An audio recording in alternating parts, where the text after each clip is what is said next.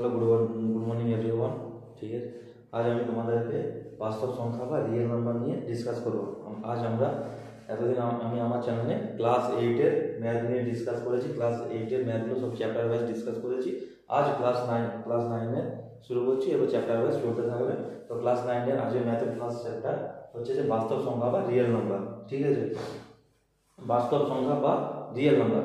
তো বাস্তব সংখ্যা বা রিয়েল নাম্বার জিনিসটা কি সেটা নিয়ে চলো ডিসকাস করা যায়। ঠিক আছে, তো যে সংখ্যা সংখ্যা জিনিসটা, ঠিক আছে, সংখ্যা মানে 1 2 3 4 5 6 7 8 এই যে জিনিসগুলো আছে, এই সংখ্যাগুলো আমাদের দৈনন্দিন জীবনে আমরা কোনো না কোনো কাজে ইউজ করে থাকি। যে কখনো আমি বলি 10 টাকা, 1 টাকা, 2 টাকা, 3 টাকা, তো এগুলো আমাদের কাজে লেগে থাকে। ঠিক আছে, তো এই যে সংখ্যাগুলোকে বিভিন্ন রকম মানে এই সংখ্যাগুলো বাস্তব সংখ্যা বলতে পারে। ঠিক আছে, মূলত সংখ্যা, অমূলত সংখ্যা। তো সমস্ত জিনিস আমাদের বাস্তব জীবনে লাগে না। ঠিক আছে, কিছু জিনিস আমাদের বাস্তব জীবনে লেগে থাকে। আর যারা ম্যাথমেটিক্স করে তো তাদের ক্ষেত্রে সংখ্যা জিনিসটা ম্যাটার করে, যে সংখ্যারও অনেক রকম ভাগ আছে, তো যেগুলো নিয়ে আমাদের অঙ্ক থাকে। তো সেই জিনিসটা এই চ্যাপ্টারটার মধ্যে আছে। ঠিক আছে, তো বাস্তব সংখ্যা কাকে বলবো? ঠিক আছে, বাস্তব সংখ্যা আমি কাকে বলবো? বাস্তব সংখ্যা হচ্ছে যে সংখ্যাগুলো আমার মান আছে। ঠিক আছে, যে সংখ্যাগুলো আমার মান আছে সেই সংখ্যাগুলোকে আমি বাস্তব সংখ্যা বলবো। ঠিক আছে, জিরো, তাহলে কি জিরো একটা কি বাস্তব সংখ্যা বা রিয়েল নাম্বার? না, জিরো একটা বাস্তব সংখ্যা বা রিয়েল নাম্বার নয়। ঠিক আছে, বা ন্যাচারাল নাম্বার নয়। জিরোর কি আমার কোনো মান আছে? জিরোর আমার মান নেই। জিরো একটা সংখ্যা, ঠিক আছে, বাট জিরোর কোনো মান নেই। আমি কি বলতে পারি আমার কাছে 0 টাকা আছে, সেটা কোনো ভ্যালু আছে? ভ্যালু নেই।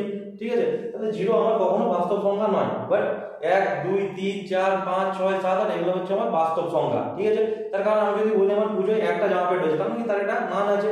বা আমি বললাম যে আমার কাছে যে চকলেটটা আছে এটার দাম আমার 1 টাকা। ঠিক আছে, তাহলে কি 1 এর মান আছে, বা 2 টাকা। ঠিক আছে, বা রিয়েল মিল কিলো সেটার দাম 10 টাকা। ঠিক আছে, তাহলে কি সংখ্যা 1 2 4 5 6 7 8 9 10 এই সংখ্যাগুলো আমার ভ্যালু আছে। ঠিক আছে, এই যে সংখ্যাগুলো আছে, এই সংখ্যাগুলোর ভ্যালু, যে সংখ্যাগুলো আমার ভ্যালু থাকবে সেই সংখ্যাকে, ঠিক আছে, আমি 1 2 3 4 5, ঠিক আছে, এই সংখ্যাগুলো আমার কিছু না কিছু ভ্যালু আছে। ঠিক আছে, এবার আমি বলতে গেলে এই সংখ্যাগুলো যে ভ্যালু আছে, ঠিক আছে, তাহলে তাই এই সংখ্যাগুলো আমি কি বলবো? বা রিয়েল নাম্বার বলবো।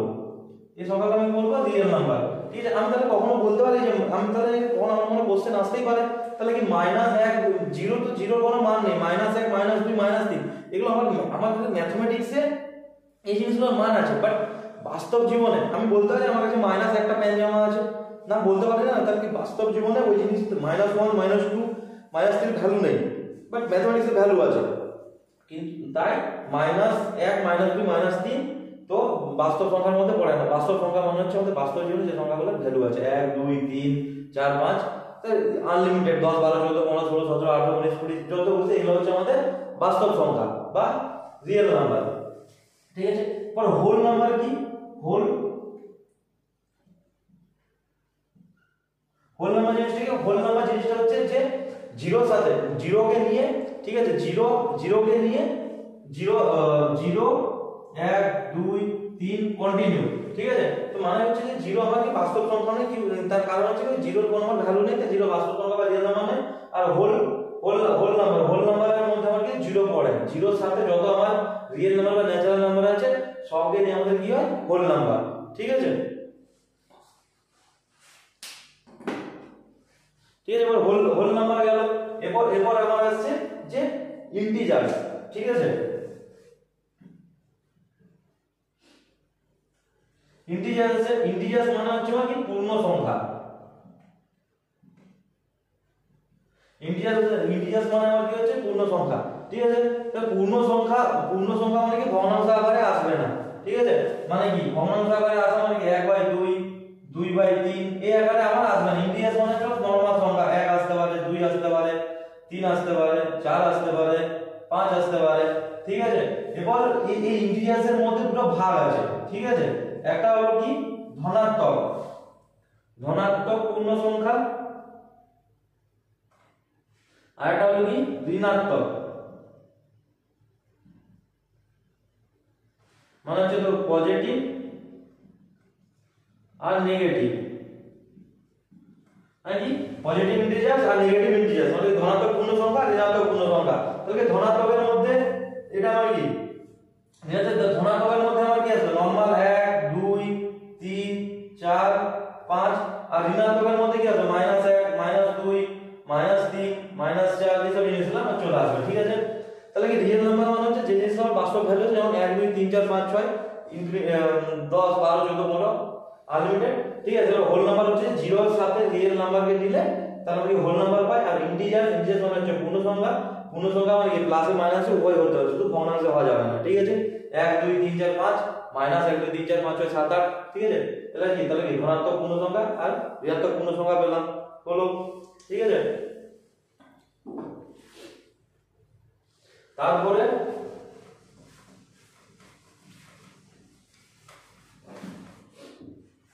ইভেন আছে অড আছে। ঠিক আছে, ইভেন আর অড আছে। ঠিক আছে, ইভেন মানে হচ্ছে আমার জোড় সংখ্যা, ইভেন মানে হচ্ছে জোড় সংখ্যা, ইভেন মানে কি আমার বিজোড় সংখ্যা। জোড় সংখ্যা বিজোড় সংখ্যা আমরা জানি। জোড় সংখ্যা ইভেন মানে জোড় সংখ্যা মানে কি 2 4 6 8 10। ঠিক আছে, আর বিজোড় সংখ্যা মানে কি 1 3 5 7 9 11। ঠিক আছে, এগুলো হচ্ছে আমার কি বিজোড় সংখ্যা। তাহলে ইভেন হলো অড হলো। ঠিক আছে, ইভেন নাম্বার আর অড নাম্বার। এবার এটা কি এখানে ইভেন আর অড এর একটা জিনিস আমি করে নিই। ঠিক আছে, একটা জিনিস খেয়াল রাখবে যে এক নাম্বার অনেক সময় কোশ্চেন আছে ইভেন প্লাস ইভেন আমার কি হবে ইভেন হবে। ঠিক আছে, তার রিজল্ট হচ্ছে আমি ইভেন প্লাস ইভেন মানে কি 2 প্লাস 2 যদি করি আমার কত 4 আসছে। ঠিক আছে, 4 প্লাস 4 8। তাহলে ইভেন প্লাস ইভেন করলে আমার কি আসবে ইভেন সংখ্যায় আসবে, ইভেন নম্বরে আসবে।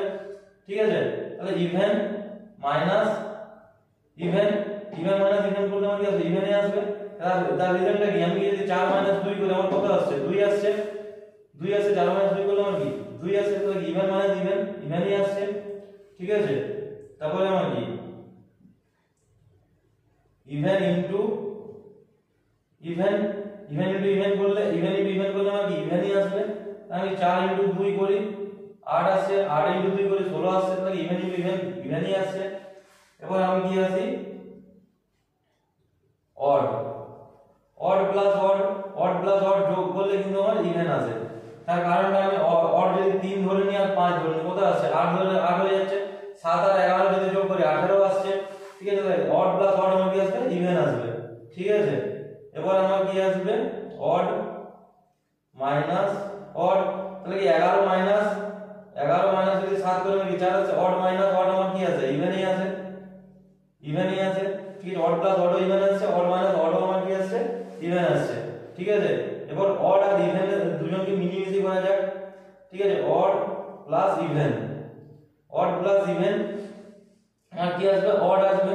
তার কারণটা হচ্ছে আমি একটা অড নাম্বার নিলাম 3, একটা ইভেন নাম্বার নিলাম 8, কত আসলো 11 আসলো। ঠিক আছে, বা আমি কি একটা নিলাম কি এটাকে 5 নিলাম আর একটা ইভেন নাম্বার 4 নিলাম 9 আসলো। ঠিক আছে, তাহলে অড প্লাস ইভেন আমার কি অড আছে 7 নাম্বার। 7 নাম্বার আমার কি আসলো অড মাইনাস ইভেন বা ইভেন মাইনাস অড যা কিছু করতে পারি। ঠিক আছে, 9 - 4 আমার কত আসছে 5 আসছে না। তাহলে আমার কি আসবে অড আসবে। ঠিক আছে, তাহলে কি আমাকে ইভেনের সাথে যা কিছু আমি ইভেনে যদি যোগ বিয়োগ গুণ করি তাহলে কি ইভেন সংখ্যা আসবে। ঠিক আছে, এবার অড যোগ করলে ইভেন আসে, অড বিয়োগ করলেও ইভেন আসে, আর অড ইভেনে যোগ করলেও অড আসে, বিয়োগ করলেও অড সংখ্যাই আসে। ঠিক আছে, এই জিনিসগুলো আমাদের এসে থাকে পরীক্ষার সময়, তো এই জিনিসটা মাথায় খেয়াল রাখতে হবে। ঠিক আছে, অড ইভেন গেল।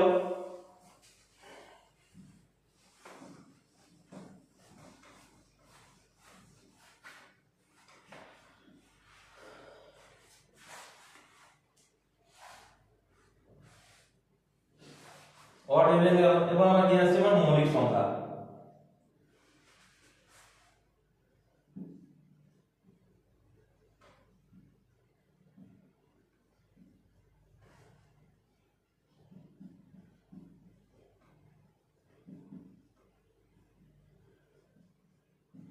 মৌলিক সংখ্যা আমার মৌলিক সংখ্যা আছে আমার যৌগিক সংখ্যা। ঠিক আছে, মৌলিক সংখ্যা মানে কি যার কি ফ্যাক্টর সে নিজে আর 1। ঠিক আছে, তাকে মৌলিক সংখ্যা বলবো। আর যৌগিক মানে কি কোনো সংখ্যা 2 এর বেশি ফ্যাক্টর থাকলে আমি তাকে বলবো যৌগিক সংখ্যা। বাট ফ্যাক্টর জিনিসটা কি মানে হচ্ছে যে যৌগিক সংখ্যা মানে হচ্ছে যে এক এবং ওই সংখ্যা দ্বারা যে ভাগ করা যায়, ঠিক আছে, তাকে মৌলিক সংখ্যা বলা হবে। আর যৌগিক সংখ্যা মানে কি এক আর সংখ্যাটা নিজে তাছাড়াও আরো অন্য কোনো সংখ্যা দিয়ে তাকে ভাগ করা গেলে তখন তাকে আমি যৌগিক সংখ্যা বলবো, ঠিক আছে। তাহলে এখানে মৌলিক সংখ্যা কত আসবে 3 7, তাহলে 3 এবং 7 যে আছে 3 কে আমি শুধু এক দিয়ে ভাগ করতে পারি আর ওই সংখ্যাকে নিজেকে দিয়ে ভাগ করতে, আর কিছু দিয়ে ভাগ করতে পারি না। 7কে সেম ওই সংখ্যাকে 7কে আমি এক দ্বারা ভাগ করতে আর ওই সংখ্যা নিজেকে দ্বারা ভাগ করতে, তারপর দিয়ে ভাগ করতে পারি না 7কেও, ঠিক আছে। তাহলে কি 3 7 11 তো সেম। আর যৌগিক মানে কি? যৌগিক মানে হচ্ছে যে যৌগিক মানে এক দ্বারা বিভাজ্য হবে, ওই সংখ্যাটা নিজের দ্বারা বিভাজ্য হবে এবং অন্য সংখ্যা দ্বারাও বিভাজ্য হবে। মানে কি তার 2 এর বেশি ফ্যাক্টর থাকবে, মানে 2 এর বেশি মানে এক নিজে এবং তাছাড়াও আরো এক দুটো সংখ্যা দ্বারা তাকে ভাগ করা যাবে, ফ্যাক্টর মানে হচ্ছে এই জিনিসটা, ঠিক আছে। তাহলে কি যৌগিক সংখ্যা আমি 8 কে আমি 1 এবং 8 দ্বারা ভাগ করতে পারি, 2 দ্বারা ভাগ করতে পারি, 4 দ্বারা ভাগ করতে পারি। এবার 10 কে 1 দ্বারা ভাগ করতে 10 দ্বারা ভাগ করতে পারি, আবার কি করতে পারি 2 5 দিয়েও ভাগ করতে পারি, ঠিক আছে। তো এটা যৌগিক আর মৌলিক সংখ্যা এসে গেল, ঠিক আছে। তারপর আসবে আমার কি মূলদ সংখ্যা।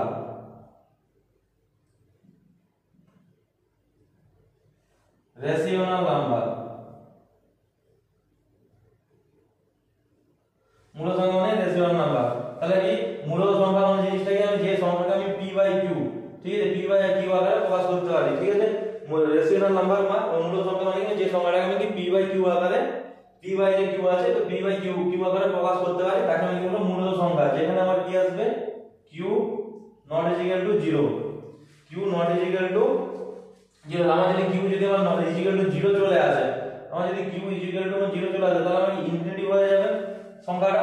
তাই আমার কি এখানে কি মূলদ সংখ্যা মানে কি p/q আকারে প্রকাশ করা যাবে, বাট আমার কি হবে q not equal to 0, ঠিক আছে, q not equal to 0 আসবে, ঠিক আছে। যেমন কি আমার 1 এর 2 1 এর 3 1 এর 5 2 এর 7 3 এর 8 এগুলো আমার কি মূলদ সংখ্যা, ঠিক আছে।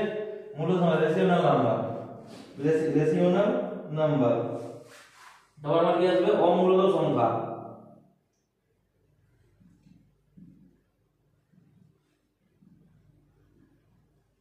ইরেশিওনাল নাম্বার, ঠিক আছে।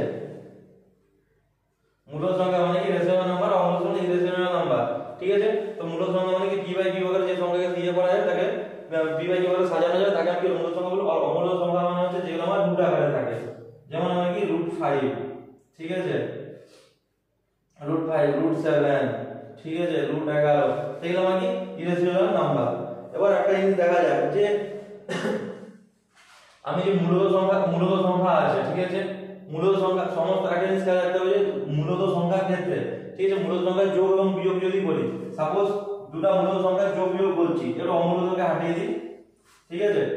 মূলদ সংখ্যা যদি যদি করি যোগ করছি 1 এর 2 প্লাস 1 এর 3, তাহলে আমি লসাগু করতাম 6, ঠিক আছে, 2 3 এ 6 3 প্লাস 3 2 এ 6, ঠিক আছে, 3 2 এ 6 তাহলে 1 এর 2, তাহলে আমরা কত পাচ্ছি 5 এর 6। তাহলে কি কোন রেশিও নাম্বার বা মূলদ সংখ্যা যোগ যদি করি আমি কি পাবো মূলদ সংখ্যাই পাবো। এবার চলো বিয়োগ করা যাক। বিয়োগ করছি আমি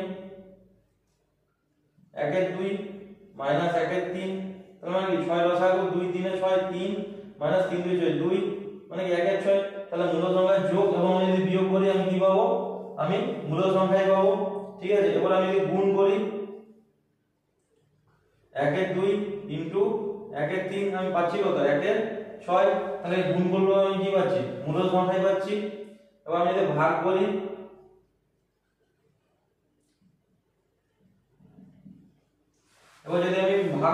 ভাগ করি, ঠিক আছে, 1 এর 2 ডিভাইড বাই 1 এর 3, তাহলে আমার কি আসবে 1 এর 2 ডিভাইড বাই 1 এর 3 ইকুয়াল টু আমার কি আসবে 1 এর 2 ইনটু 3 টা উপরে চলে আসবে 1 নিচে চলে আসবে, তাহলে আমার কি আসবে 3 এর 2, ঠিক আছে। তাহলে আমার কি ভগ্নাংশ আকারে থাকলো।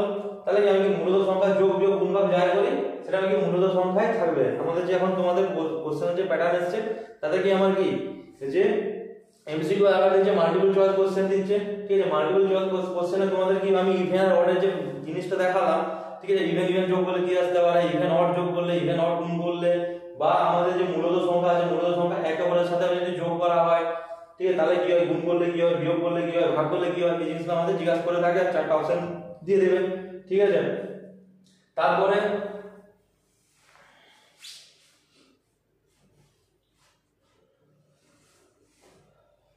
এই জিনিসটা গেল। এরপর আরেকটা জিনিস আছে যে সমতুল্য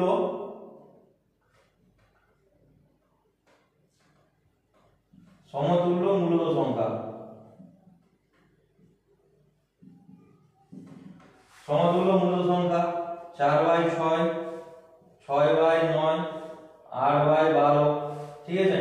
তো সমতুল্য মূলত সংখ্যা কি কারণে বলা হচ্ছে, সমতুল্য মূলত সংখ্যা মানে হচ্ছে ওদের ফ্যাক্টর আমার কি থাকবে, কমন থাকবে।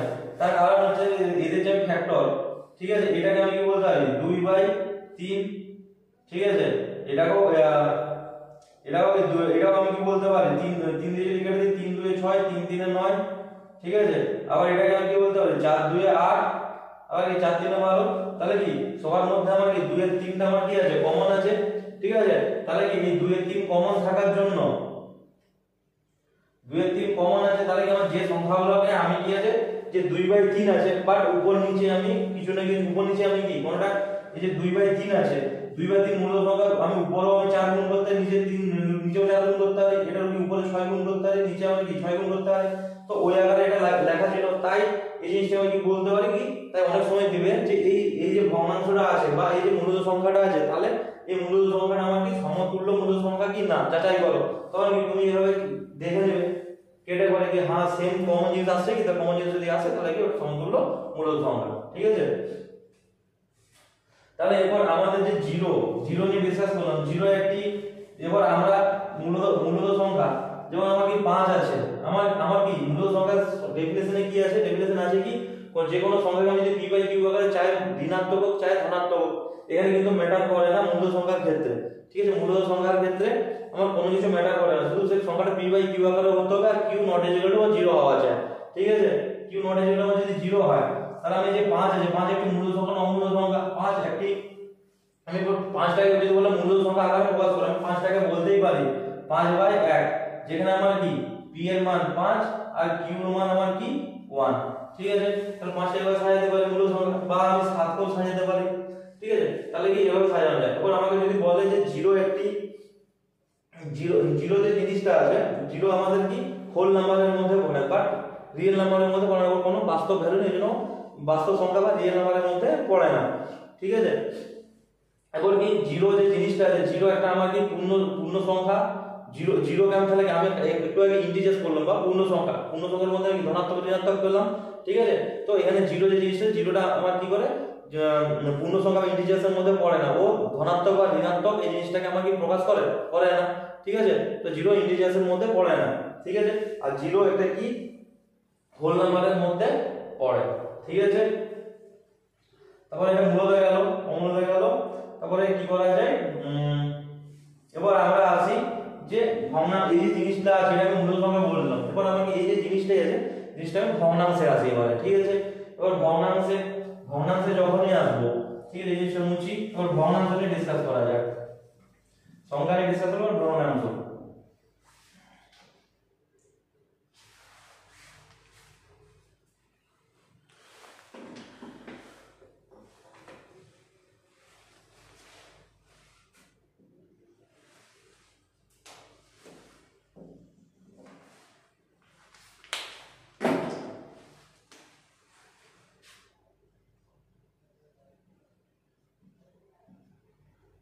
ভগ্নাংশ নিয়ে ডিসকাস করা যাক। ভগ্নাংশ, ঠিক আছে, ভগ্নাংশ আবার কি p/q আকারে থাকবে ভগ্নাংশ মানে, ঠিক আছে।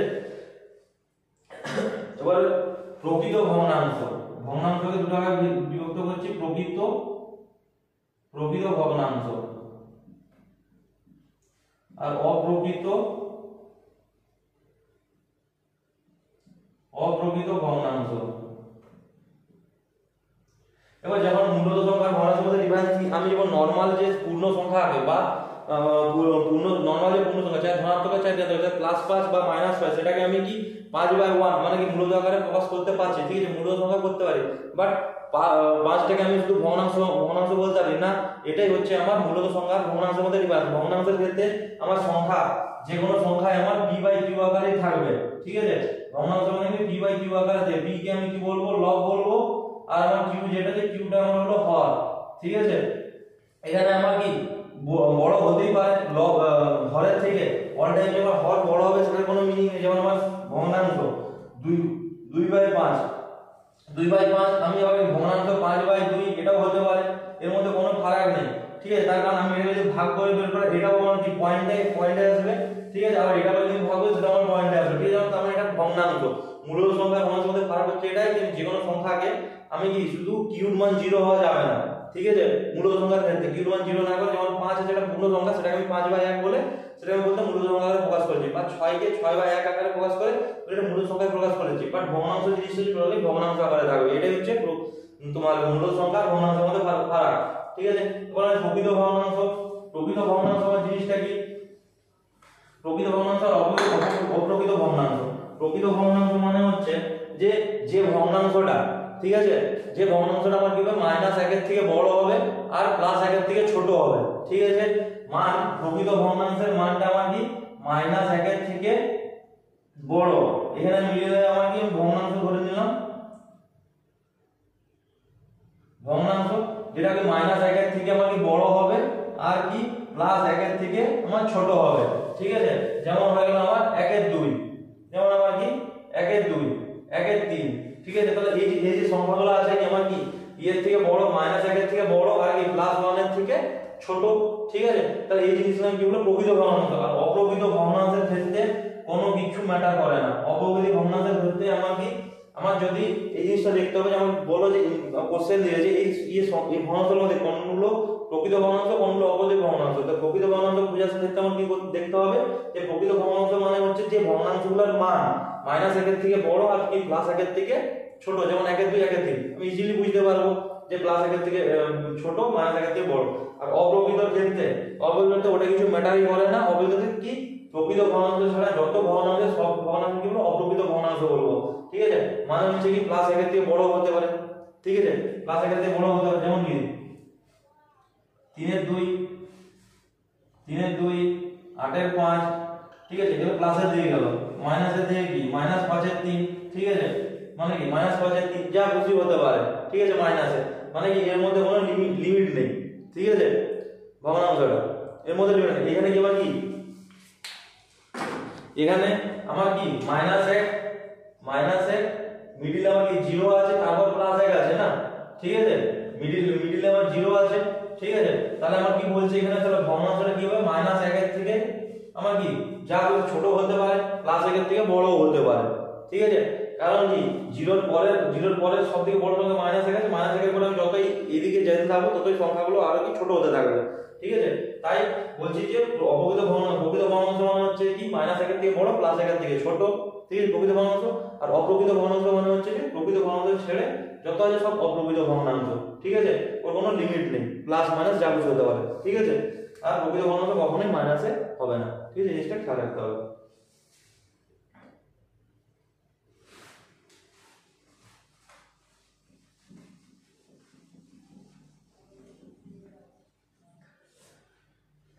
এবার আমাদের কিছুগুলো জিনিস আছে যে সংখ্যা রেখায় স্থাপন করতে হবে, ঠিক আছে।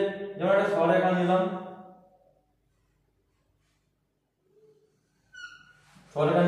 এটা তাহলে আমি 0 হয়ে গেল, এদিকে আমাকে -1 -2 -3, এদিকে আমার কি আসবে 1 2 3, এগুলা প্লাসে আছে, ঠিক আছে। তাহলে এরপর আমাকে যদি বলে, ঠিক আছে, যে আমার 1 থেকে যে 2 আছে, আমাকে 1 থেকে 2 এর মধ্যে, ঠিক আছে, যে কিছুগুলো মূল সংখ্যা আমাকে 1 আর 2 আছে, 1 আর 2 এর মধ্যে আমার যে মূল সংখ্যা আছে, মূল সংখ্যা আমাকে অঙ্কন করে দেখাও 1 আর 2 এর মিডিলে, ঠিক আছে। 1 আর 2 এর মিডিলে আমি মূল সংখ্যা বার করব কি করে, ঠিক আছে। 1 আর 2 এর মিডিলে মূল সংখ্যা, ঠিক আছে। তাহলে আমার এখানে দেখা যাক আমার তাহলে কি বলেছে 1 থেকে 2 এর মিডিলে বলেছে, ঠিক আছে। তাহলে একটাই জিনিস যে আমি 1 আর 2 এর মধ্যে 1 প্লাস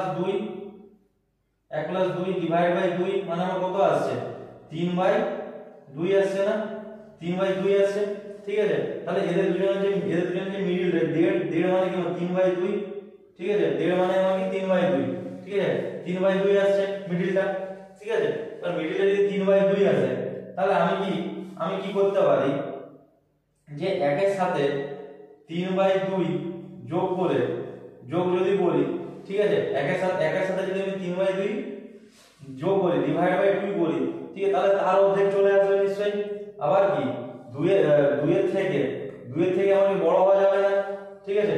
2 এর থেকে আমার 2 আছে, 2 এর থেকে আমার কি বড় হওয়া যাবে না, মানে কি 2 ডিভাইড বাই 3/2 ডিভাইড বাই 2, ঠিক আছে।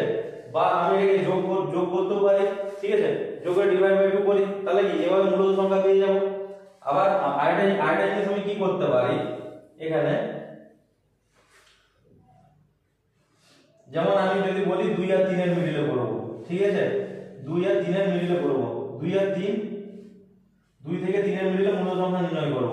তাহলে 2 3 আমার কি হচ্ছে আমার 6, 2 3 আমি যদি গুণ করি, 2 3 আমার গুণ করলে 2 3 আমি যদি গুণ করি, 2 3 আমার গুণ করলে আমার কি হচ্ছে 6 হচ্ছে, ঠিক আছে। যদি আমার 6 হয় তাহলে একটা জিনিস আমার মাথায় খেয়াল রাখতে হবে, ঠিক আছে। একটা জিনিস আমার মাথায় জিনিসটা খেয়াল, 2 3 যদি হয় 6 হয়, ঠিক আছে। একটা জিনিস আমার মাথায় খেয়াল রাখতে হবে যে 2 × 6 মানে আমার কত আসছে 12, আর 3 × 6 মানে আমার কত আসছে 18 আসছে না, ঠিক আছে। 18 আসে, একমাত্র আমার কি 12/6 যদি 6 হয় তাহলে 2 চলে আসবে, ঠিক আছে। 12/6 মানে 2 আসবে, তাহলে আমি এটাকে বলতে পারি যে 13/6, 14/6, 15/6, 16/6, 17/6 আর 18/6 চলে আসলে আমার কি হয়ে যাবে 3 হয়ে যাবে, ঠিক আছে। তাহলে লিখবো না, তাহলে কি এই যে কটা পেলাম মূল সংখ্যা 1 2 3 4 5, তাহলে কি ফার্স্টেরটা হবে কি 13/6, তারপরটা 14/6, তারপর কি 15 16 17/6। এরকম ভাবে আমি এই প্রসেসে আমি কি করতে পারি, আমি বের করে নিতে পারি। সেম ভাবে সেম জিনিসটাই আমার যদি এখানে 4 থাকতো, 3 আর 4 এর মিডলে বলতো, তাহলে কি 3 আর 4 এ আমার কত হয় আমার 12 হচ্ছে, তাহলে কি 12 × 3 আমার কত হচ্ছে 36, আর কি 12 × আমার কি 4 মানে আমার কত আসছে 48, 12 × 4 আমার কি আসছে 48 আসছে, ঠিক আছে। তাহলে আমি নিশ্চয়ই 36 আমি যদি 12 করি, 36/12 বললেই 3 আসে, ঠিক আছে। তাহলে কি আমি 36/12 তার পরের সংখ্যাটা নিতে পারি, মানে কি 37/12, 38/12, 39/12। তাই এরকম ভাবে আমি কি 48/12 আসলেই আমার 48/12 আসলেই 4 আসবে না, তাহলে আমি এখান থেকে টোটালি ডট ডট করে 47 এবার ডট ডট করে নিতে হয়, ডট ডট করে 47/12 পর্যন্ত যদি সংখ্যা আমি এখানে স্থাপন করতে পারি। এভাবে আমাকে দেখাতে বলবে যে মূল সংখ্যা স্থাপন দেখাও এর মধ্যেখানে, ঠিক আছে। এইভাবে আমরা সংখ্যা রেখায় দেখাতে পারি, ঠিক আছে। তারপর আবার আরেকটা জিনিস আছে যে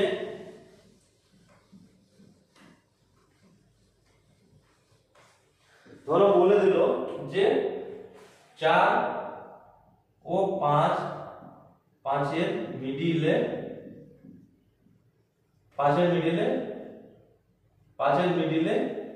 4টি মূলত সংখ্যা দেখাও, 4টি মূলত সংখ্যা দেখাও। 4টি মূলত সংখ্যা দেখাতে বলেছে, 4 ও 5 এর মিডিলে বলেছে 4টি মূলত সংখ্যা আমার দেখাতে বলেছে, ঠিক আছে। তাহলে আমার যদি আমি একটা সূত্র দেখাচ্ছি যে x ও y দুটি সংখ্যা, x ও y দুটি সংখ্যা, যেখানে আমার কি x টা y থেকে ছোট, ঠিক আছে। তো সেই ক্ষেত্রে আমরা যখন n সংখ্যক আমরা বলবো যে n সংখ্যক মূলত সংখ্যার ক্ষেত্রে n সংখ্যক মূলত সংখ্যা নির্ণয় করো, x এবং y এর মিডিলে আমার কি বলেছে n সংখ্যক মূলত সংখ্যা নির্ণয় করতে বলেছে। তাহলে n সংখ্যক মূলত সংখ্যা নির্ণয় করতে যাবো, ঠিক আছে। তো সেই ক্ষেত্রে আমার কি আসবে যে সেই ক্ষেত্রে আমার সূত্র একটা আছে যে d y - x divide by n plus 1, ঠিক আছে। d y - x divide by n plus 1। এখানে আমার কি তাহলে কি 4 আর 5 এর মিডিলে আমার কি y এর মান আমার কত আছে 5, আর x এর মান আমার কত আছে 4, ঠিক আছে। আর আমার এখানে কি এর মানে হচ্ছে যে জটা তোমাকে মূল সংখ্যা নির্ণয় করতে বলে, তাহলে কি n ইকুয়াল টু আমি কি পেলাম 1, তাহলে এই সূত্রের ক্ষেত্রে আমি d ইকুয়াল টু আমি কি পাবো y - x মানে কি 5 - 4 ডিভাইড বাই n + 1, n + 1 মানে কি n এর মান কত, আমার n এর মান কত দেওয়া আছে 4 দেওয়া আছে, 4 + 1, তাহলে আমি এখানে d ইকুয়াল টু 5 - 4 মানে কি 1 পেলাম, 1/5 d ইকুয়াল টু, এবার তাহলে কি n সংখ্যক যদি মূল সংখ্যা বলে, n সংখ্যক মূল সংখ্যা আমাকে যদি বলে, ঠিক আছে, তাহলে আমার কি করা যায় যে x + d একটা হলো, x + 2d, ঠিক আছে, x + 3d, ঠিক আছে, এবং এরকম করতে করতে করতে x + 4d এবং করতে করতে dot dot dot dot x + md তক, এটা একটা সূত্র, ঠিক আছে।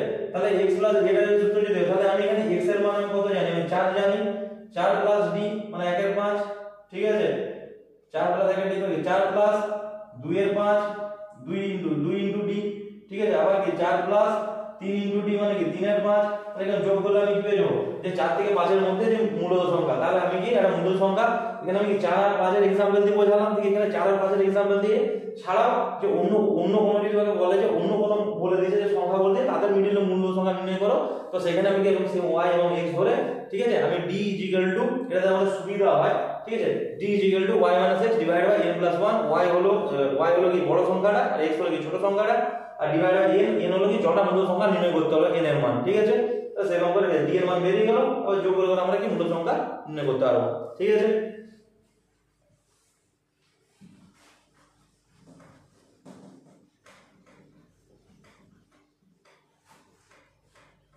এবার যে আমরা ভগ্নাংশ করলাম, ভগ্নাংশ করে আমি কি দশমিকে আসি, ঠিক আছে, দশমিকে আসি, এবার কি ভগ্নাংশ গেল, এবার ভগ্নাংশ অনেক ক্ষেত্রে কি হয়, যে ক্ষেত্রে ভাগ করে মানে কি এক দুটো দশমিক পর্যন্ত গেল দিয়ে কমপ্লিট হয়ে যায়, ঠিক আছে।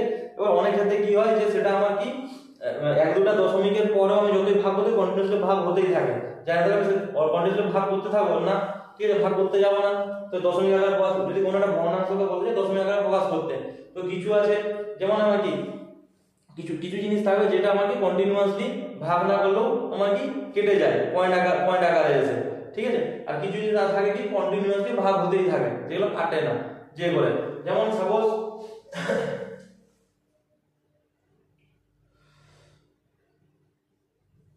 আমি যদি 4/5 করি, 4 কে আমি ডিভাইড করছি, ঠিক আছে, 5 দিয়ে, ঠিক আছে, 0 নিলাম, পয়েন্ট নিলাম 40, ঠিক আছে, পয়েন্টের শূন্যটা নিয়ে নিলাম, 5 8 40, তাহলে কি 0.8 আসছে না, তাহলে এটা আমি কি কেটে গেল একটা দশমিক আকারে, তাহলে এবার অনেক সময় কি ভাগ করতে করতে কন্টিনিউয়াসলি আমার কি কন্টিনিউয়াসলি ভাগ করে যেতে হবে, ঠিক আছে। এবার এই ভাগ করার ক্ষেত্রে ঠিক আছে দশমিকের মধ্যে আমার দুটো জিনিস আছে, ঠিক আছে, সসীম দশমিক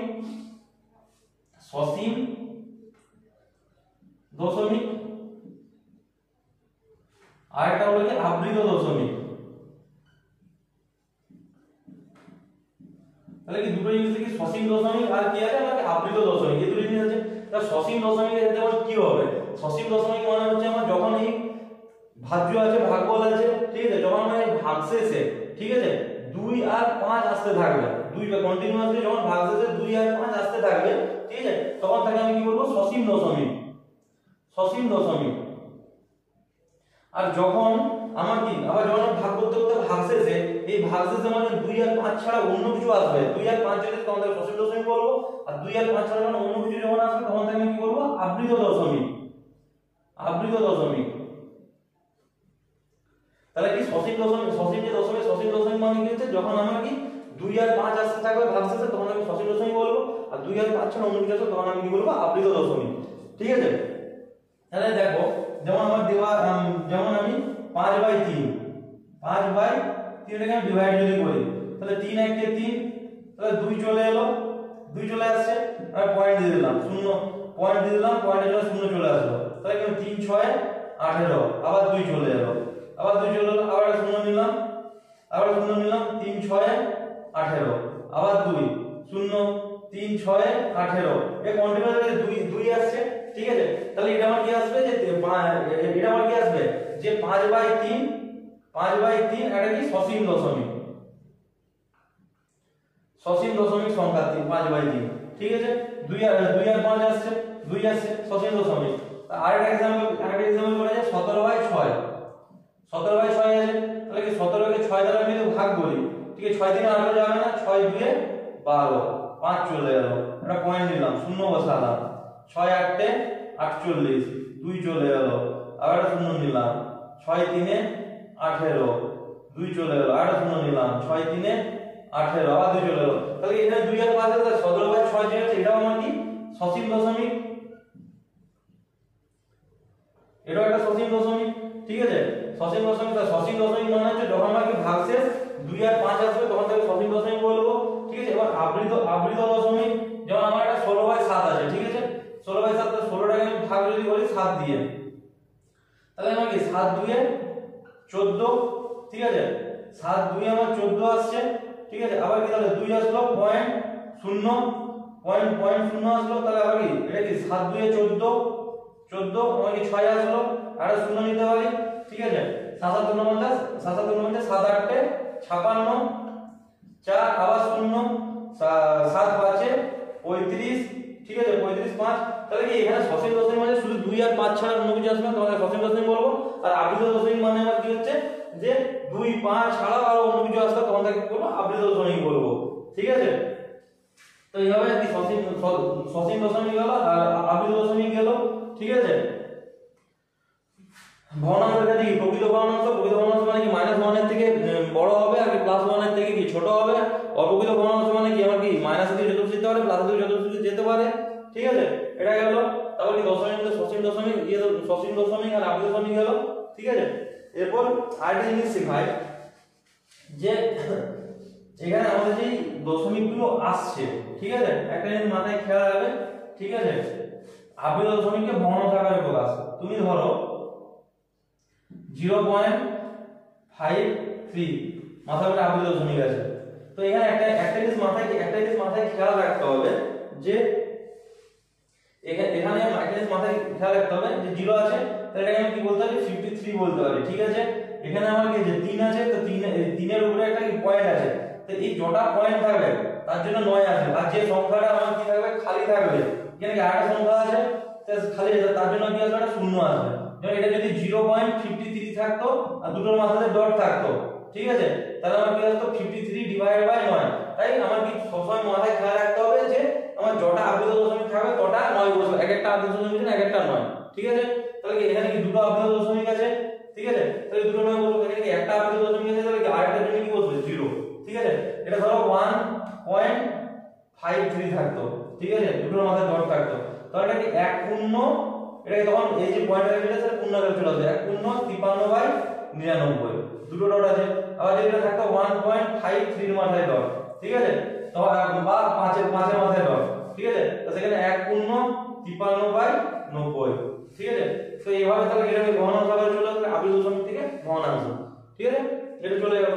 এরপর একটা জিনিস আছে যে আমরা যে মূলত সংখ্যাটা করেছিলাম, তো সেটাকে আমি কি মান নির্ণয় করব।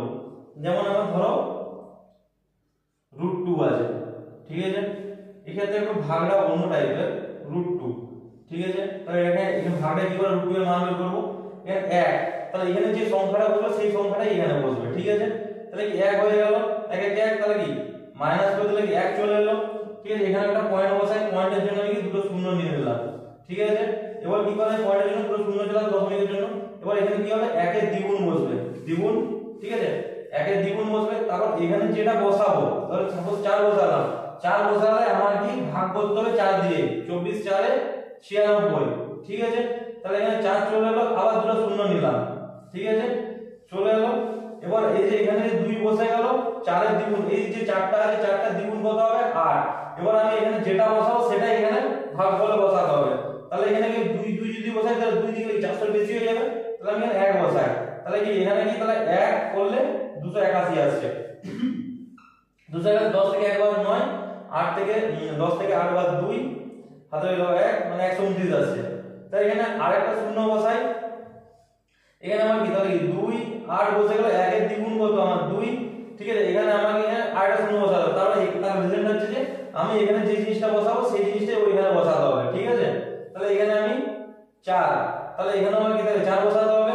তাহলে 4 যদি বসাই আমার তাহলে কি 4 4 16 6, হাতে রইল 1, 1 4 2 8 আর 1 কে 9, তারপর কি 4 1 32 এর 2 হাতে রইল 3, হাতে রইল 3 4 2 8 3 11 11 96, তাহলে এখান থেকে কত আসবে 4, 10 থেকে 9 বাদ 1, হাতে রইল 2 এর 3, 9 থেকে 6 বাদ 9 থেকে 3 বাদ 6, আর এখানে আমার কত আসবে 1, এত পড়ে আছে। তাহলে আমার কি রুট 2 এর মান কত 1.414, এরকম ভাবে রুট 3 এর মান বের করতে পারি। ঠিক আছে, তো এইভাবে আমাদের অমূল্য সংখ্যার মান নির্ণয় করা যায় রুট আকারে প্রাইম নাম্বার। ঠিক আছে, তো আজকে আমরা যে সংখ্যাগুলো ইউজ করি সেই সংখ্যাগুলো সম্বন্ধে জানলাম। ঠিক আছে, এবার তোমাদের এমসিকিউ তে যে অড ইভেন নাম্বারে যে জিনিসগুলো আমি বললাম সেগুলো আসবে, একটা মূল্য সংখ্যার সাথে আরেকটা মূল্য সংখ্যা যোগ বিয়োগ করলে কি আসতে পারে। ঠিক আছে, তারপরে সংখ্যা রেখায় কি করে স্থাপন করবে। ঠিক আছে, তো সেই জিনিসটা আছে। তো আজকের মতো আমাদের ক্লাস শেষ হয়ে গেছে। ঠিক আছে, আবার ভিডিওটি ভালো লেগে থাকে তো please subscribe, like, comment and share. Thank you.